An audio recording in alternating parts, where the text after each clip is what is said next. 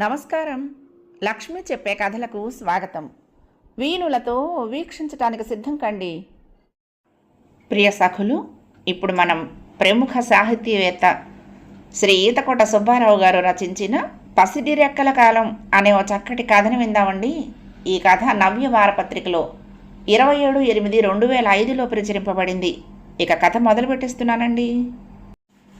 Ring tone phobia ఇలాంటి పేరున్న వ్యాధి మెడికల్ డైరెక్టరీలో ఉందో లేదో తెలియదు. అసలు ఇంతకీ ఇది వ్యాధి అవునో కాదో తెలియదు. సైకియాట్రిస్టుల వద్దకు ఈ రకం రోగులు వచ్చారో లేదో కూడా తెలియదు. కానీ బ్యాంకులో ఏ టేబుల్ మీద ఫోన్ మోగినా తన గుండెల్లో బాంబు పేలినంతగా భయపడిపోతుంది మల్లీశ్వరి.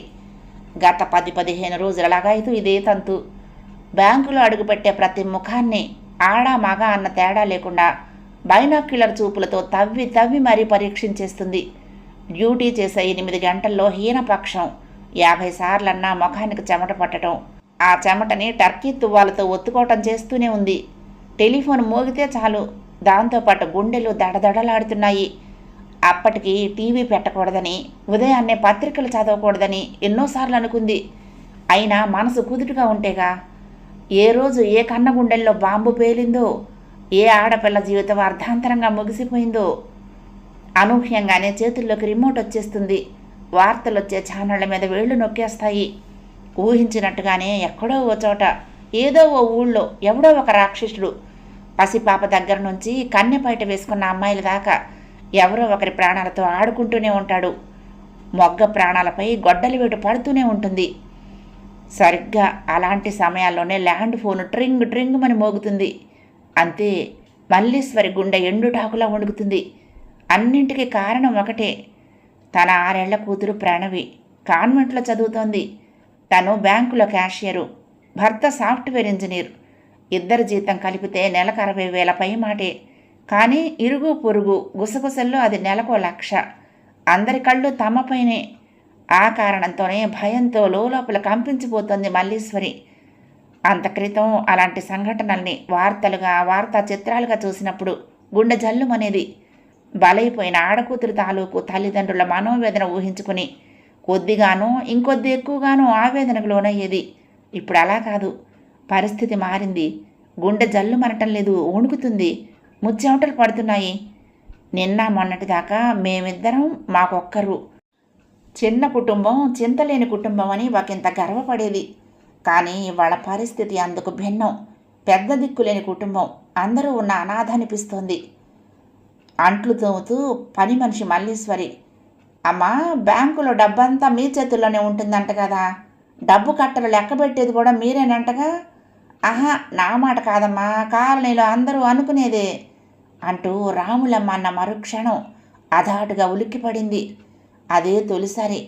అది మొదలు ఆడపిల్లల కిడ్నాపులు, రేపులు, హత్యలు అన్నీ బాగా తెలిసిన వారు చేసిన దురాఘాతాలే అన్న కథనాలు చదివి ఉలికిపాటు ఇంకా ఎక్కువైపోయింది మల్లీశ్వరికి. తన కన్న తండ్రిని వృద్ధాశ్రమానికి పంపించేసిన రోజు నుంచి భర్త సుధాకర్ ఇంటి విషయాలు పట్టించుకోవటం దాదాపుగా మానేశాడు. ప్రణవి ఆలనా పాలన కూడా తన ఒంటి చేతి మీదుగానే. నెలకు 35,000 తెచ్చి చేతుల్లో పెట్టడం వరకే భర్తగా సుధాకర్ ఇంట్లో నెరవేర్చే డ్యూటీ. అంతకుమించి ఒక్క అనుబంధానికి, అనురాగానికి దూరం పెంచుతూ పోవటమే కానీ తండ్రిని మాత్రం మర్చిపోలేకపోతున్నాడు అతను.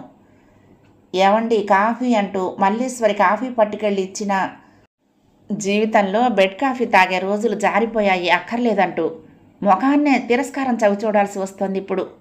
చివరికి పర్సు మర్చిపోయి వెళ్తూ ఉంటే గుర్తు చేసినా, నాకు తెలిసే పెట్టానులే, అక్కడే పెట్టేయి అంటూ గుమ్మం దాటేస్తున్నాడు. ఇద్దరి మధ్య దూరం పెరుగుతున్న వాస్తవం కళ్ల ముందు కదులుతున్నా, తను చేసిన పొరపాటు తనకు తెలిసినా సుధాకర్ని క్షమించమని అడగలేకపోయింది మల్లీశ్వరి. అందుకు ఇగో కారణం కావచ్చు, లేదా తను చేసిన పొరపాటు క్షమాపణ అడగాల్సినంత అవసరమైంది కాదు అనుకుని ఉండొచ్చు. అయినా తనేం చేసిందని?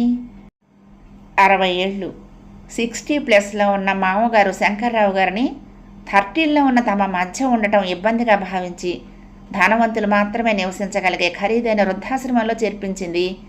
నెలకి 10,000 తను కడుతున్నా, భర్త కడుతున్నా ఆయన మాత్రం సుఖంగానే ఉన్నాడు. అటువంటప్పుడు క్షమాపణ అడగాల్సిన అవసరం కనిపించలేదు మల్లీశ్వరికి.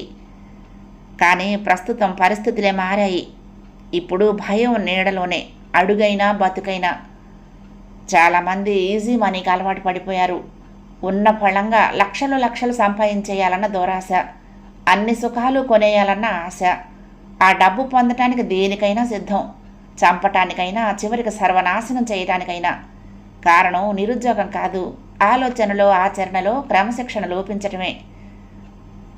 ప్రణవిని ఉదయాన్నే ఆటో పికప్ చేసుకుంటుంది, స్కూల్లో దింపి వెళ్ళిపోతుంది. తిరిగి సాయంత్రం అదే ఆటో ఇంటి దగ్గర వదిలిపెడుతుంది. ఆటో డ్రైవర్ సాజిద్ భాషాకి తనే పూచి ఇచ్చి ఆటో కొనేందుకు లోన్ ఇప్పించింది. పైగా 5 ఏళ్ల నుండి సాజిద్ వాళ్ళ కుటుంబంతో సత్సంబంధాలున్నాయి మల్లీశ్వరికి. అటువైపు నుంచి భయం లేదు ఆమెకు. పని మనిషి రావులమ్మ మీద కూడా నమ్మకమే. విపరీతంగా తాగుడికి బానిసైన రావులమ్మ భర్తకి డీ అడిక్షన్ థెరపీ చేయించింది తానే. ఇప్పుడు అతను బుద్ధిగా ఓ జ్యువెలరీ షాపులో నైట్ వాచ్మెన్గా డ్యూటీ చేసుకుంటున్నాడు.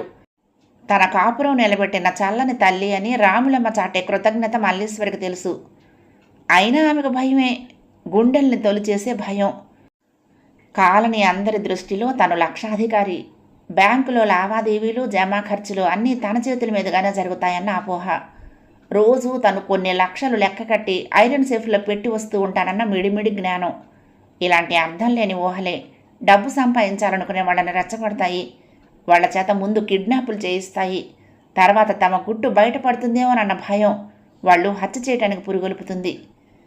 నిన్న మొన్నటి శిరీష ఉదంతం, తిరుపతిలో బాలిక కిడ్నాప్ హత్య, అంబర్పేటలో మమత, ఇంకా ఇంకా ఎన్నెన్నో. దినపత్రిక తెరిస్తే ఇలాంటి వార్తలు ఎన్నో, వార్తా ఛానళ్లలో ఇలాంటి ఉదంతాలు ఎన్నో. వాటిని చదివినప్పుడో చూసినప్పుడో మల్లీశ్వరి కళ్ల ముందు ప్రణవి ముఖమే కదలాడుతుంది. అది రక్తసిక్తంగా. ఆ భయం ఆమె గుండెల్ని వణికిస్తుంది. ప్రణవి ఆటో ఎక్కి స్కూల్కి వెళ్ళిన దగ్గర నుంచి భయం, అనుమానాలు, అస్తవ్యస్తమైన ఆలోచనలు. ఫోన్ మోగితే ఏదో జరిగిపోయిందన్న ఊహ. సాయంత్రం ఇల్లు చేరుకుని ప్రణవిని చూసిందాకా ఇలాంటి భయాలతోనే రోజు గడుస్తుంది మల్లీశ్వరికి. బ్యాంకులో మీసాలు కాస్తంత గుబురుగా ఉన్న ఏ కస్టమర్ కనిపించినా ఉలిక్కి పడుతుంది. కొత్త ముఖం కంటపడ్డా ఆమె గుండెలు దడదడలాడుతూ ఉంటాయి. ప్రతి ముఖాన్ని అనుమానంగా చూడటమే. ప్రతి క్షణం భయంతో బ్రతకటం క్షణక్షణం నరకంగా ఉంది. శ్వాస పీలిస్తే భయం, శ్వాస వదలాలన్న భయం. 4 కన్నీళ్లను భరించవచ్చు, చివరికి ఒంటిపైన ఓ కత్తిగాటునైనా భరించవచ్చు. కానీ అనుక్షణం ఊపిరిలో ఊపిరిగా కలిసి గుండెపైకి పాములా పాకులాడే భయాన్ని మోస్తూ బ్రతకటం మాత్రం కష్టం. ఈ కష్టాలన్నీ భూమి మీద తారాలుగా ఉన్నవే. తనకు మాత్రం ప్రణవిని కన్న తర్వాతే చుట్టుముట్టాయి. రేపటి నుండి ఎంత కష్టమైనా ప్రణవితో పాటు తాను ఆటోలో వెళ్ళాలి. స్కూలు వదిలే వేళకు గేటు దగ్గర నుంచే ప్రణవి చేయి పట్టుకొని తనతో కూడా ఇంటికి తీసుకురావాలి. ఎలాగో బ్యాంకుకి స్కూలుకి మధ్య ఉన్న దూరం 1 కిలోమీటరే. బ్యాంకు నుండి బయటపడుతూ అనుకుంది మల్లీశ్వరి. సరిగ్గా అదే సమయానికి రోడ్డు మీద ఎవరిదో శవయాత్ర, భారీ సంఖ్యలో జనం. నిన్న బోరబండ స్కూల్లో నుంచి కిడ్నాప్ అయిన అమ్మాయి. పాపం 6 ఏళ్లే, 100 ఏళ్లు నిండిపోయాయి. తన పక్క నుండి వెళ్తున్న ముసలాయన మనవరాలతో చెప్తున్నాడు. తను చెయ్యి పట్టుకుని మనవరాల్ని స్కూల్ నుంచి ఇంటికి తీసుకువెళ్తున్నాడు. ఆ పిల్ల రోడ్డు మీద కాదు, తాతయ్య గుండెల మీద నడుస్తున్నంత నిర్భయంగా నడిచి వెళ్తోంది. మల్లీశ్వరికి తన పొరపాటే తన గుండెల్ని పిడికిట్లో నలిపేస్తున్నట్లు అనిపించింది. మావయ్యను వృద్ధాశ్రమానికి తరలించి తను తప్పు చేసిందా అనిపించింది మొదటిసారిగా. ఆ స్థానంలో తన కన్నతండ్రి ఉండుంటే అంత తెగింపు చేయగలిగేదా? ప్రణవిని ధైర్యంగా ఆయనతో పాటు స్కూలుకు పంపించుండేది. నిర్భయంగా నవ్వగలిగేది. ఏ సంఘటనకి ఎండుటాకులా చెలించిపోయేది కాదు. ప్రణవిని నిత్యం 2 కళ్ళు 2 గోర్ఖాల్లా పహారా కాస్తూ ఉంటాయన్న భరోసాతో ఉండగలిగేది. ఆ అర్హత మావయ్యకు లేదా? కాదు, ఆ హక్కు మావయ్యకు లేదా అనాలనిపించింది. ఆ ఆలోచనే ఆమెలో కొండంత ధైర్యాన్ని నింపింది. ధైర్యంగా రోడ్డు మీదకు చూపులు సారించింది మల్లీశ్వరి. ముసలి తాతయ్య, 6 ఏళ్ల మనవరాలు వాలుటెండలో నడిచిపోతూ కనిపిస్తున్నారు. వాళ్ల వెనకే పొడవైన వాళ్ళిద్దరి నీడలు పసిడి రెక్కల కాలం జాడల్లా వాళ్ళని అనుసరిస్తున్నాయి. మల్లీశ్వరి కాళ్ళు నడుస్తున్నాయి. స్కూలు వైపో ఇంటి వైపో కాదు, తన మామగారిని ఉంచిన వృద్ధాశ్రమం వైపు. కథ సమాప్తం. ప్రియ సఖులు, ఈ కథ మీకు నచ్చితే తప్పకుండా లైక్ చేయండి, షేర్ చేయండి, కామెంట్ చేయండి, సబ్స్క్రైబ్ చేసుకుని నన్ను ఎంకరేజ్ చేయండి. ఉంటానండి. ప్రేమతో లక్ష్మి, కృష్ణాతీరం దుర్గమ్మ సన్నిధానం. నమస్తే.